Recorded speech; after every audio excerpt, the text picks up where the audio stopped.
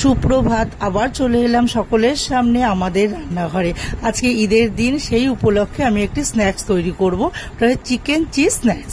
এটা তৈরি করতে লাগবে সেদ্ধ করা চিকেন, সেদ্ধ করা আলু, মজেরালা চিজ, কাঁচা লঙ্কা কুচোনো, আদা রসুন বাটা, ধনেপাতা কুচি, পুদিনা পাতা কুচি, ময়দা, দুধ, টমেটো সস, পাতিলেবুর রস, নুন, চিলি ফ্লেক্স, গোলমরিচের গুঁড়ো, চাট মশলা, বিস্কুটের গুঁড়ো।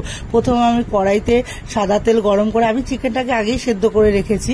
এবার কড়াইতে সাদা তেল গরম করে এবার প্রথমে আমি কাঁচা লঙ্কা কুচোনোটা দিয়ে দেবো, দিয়ে আদা রসুন বাটাটা দিয়ে এবার আমি চিকেনটা, সেদ্ধ করা চিকেনটাকে দিয়ে দেবো, দিয়ে একটু নুন দেবো পরিমাণ মতো, দিয়ে নাড়াচাড়া করে এবার ধনেপাতা কুচি, পুদিনা পাতা কুচিটা দিয়ে দেবো, দিয়ে এবার একটু ময়দা দেবো, ময়দাটাকে দিয়ে নাড়াচাড়া করে এবার আমি কিছুটা চিজ আমি ওর মধ্যে দিয়ে দেবো। এবার যখন চিজটা গলে আসবে, এবার নাড়তে নাড়তে এবার আমি একটু দুধ দিয়ে দেবো। এবার দুধটাকে দিয়ে ভালো করে ওটাকে, মশলাটাকে একদম নাড়িয়ে চাড়িয়ে এবার যখন আট হয়ে আসবে তখন আমি টমেটো সস আর আমি পাতিলেবুর রস দিয়ে দেবো, দিয়ে এবার ওটাকে ভালো করে নাড়িয়ে এবার আমি রেখে দেবো ঠান্ডা করার জন্য। এবার আমি আলু মাখাটা আগে করে নেব। আলুটার মধ্যে আমি গোলমরিচের গুঁড়ো, চিলি ফ্লেক্স, চাট মশলা, তারপরে পাতিলেবুর রস, টমেটো সস, ধনেপাতা কুচি, পুদিনা পাতা কুচি আর কর্নফ্লাওয়ার দিয়ে আমি ভালো করে এটাকে আট করে মেখে নেব।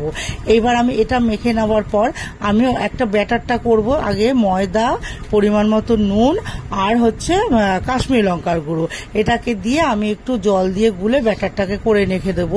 এইবার আমি যখন ব্যাটার হয়ে যাবে, এবার আলুটাকে যে মেখেছি সেই আলুটা হাতের মধ্যে একটু তেল মাখিয়ে এবার আলুটাকে নিয়ে একটু ভালো করে গোল করে আগে শেপ করে একটা ডো করব।